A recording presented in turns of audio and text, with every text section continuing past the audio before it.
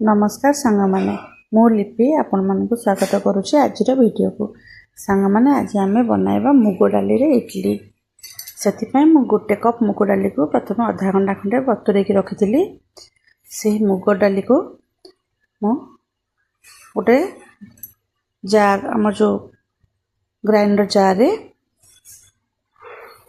पकई दूची देखु से सब मुग डाली को पकई सारापर मुझे खंडे अदा काटिकी देली तापर दुटा कंचा लंका आपन चाहिए कंचा लंका अधिक दे पारे आपन बेस राग खाइबा को चाहती तापर आवश्यक मुताबक लुण आउ या सब मु बर्तमान भल भाव बाटी नेबी टिके पानी देइथिली सब भल भाव चिकन करी आप बाटी नेबे बेस चिकन करेनि टिके देखो बर्तमान टिके हाथ को सुजी भाया दरदरिया लगी थाए से भाया बाटी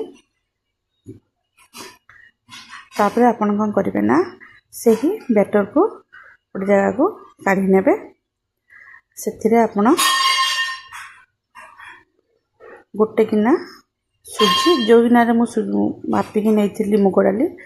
से ही गिनारे गोटे गिना सुजी पकई दीजिए सुजी को आपन से भल भाव फेंटी देवे भल जमी सुजी भल भाव मिसीज देखो आपन को बैटर टी पतला लगुव किंतु सुजी फुलीगला यह ठीक हो जाए तापर से गिनारे गोटे गिना दही मुझे आड कर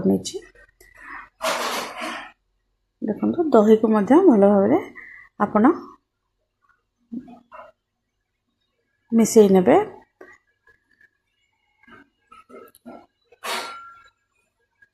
तापर दही को ये फेंटी करी आपण 5-10 मिनट फेंटे जमी दही आउ ये बैटर भल भाव मिसीज तापर ताको आधा घंटा खंडे रेस्ट करने को छाड़ी नेबे एपटे मु गोटे कड़ाई बसई कड़ाई रे किछि गोटे चामच रिफाइन तेल देइछि तापर एतिरे किछि पंचफुटन मु बघारी नेबी आउ भृषंग पत्र देखंतु पंचफुटन आउ भृषंग पत्र मुझे फुटाई नहीं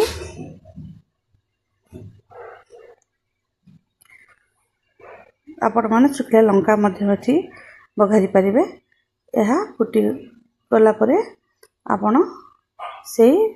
बैटर रे आपण से फुटण आनिकरी मिसाई नेबे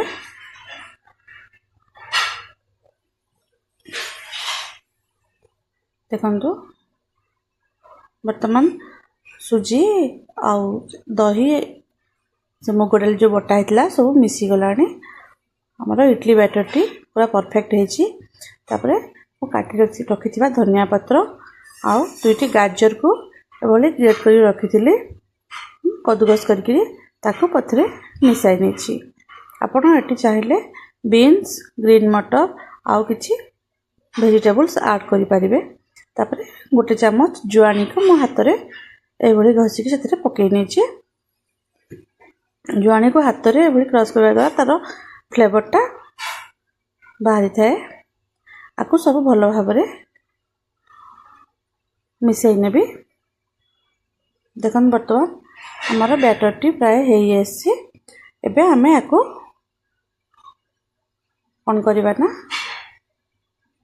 आउ 5 मिनट खंड एमती भल भाव गोलाई नेबा तापर आमे ताको ये जो इडली छांचरे मु तेल मारिकी रखी थी से भाव दे नवा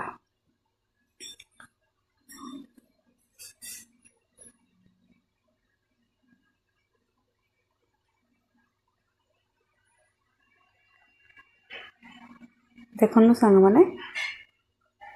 मु सबू बैटर को ये भाव छांचरे दे नौची।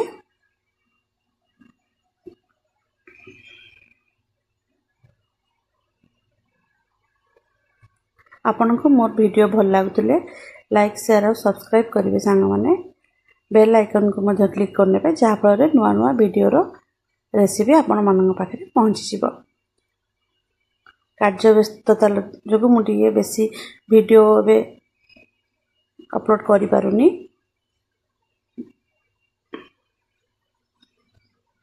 देखो सांग माने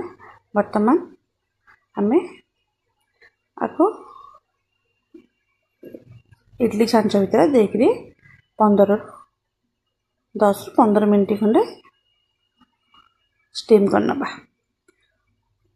देखो सांग माने हमर वर्तमान मुग डाली इडली प्रस्तुत हो सारी। धन्यवाद।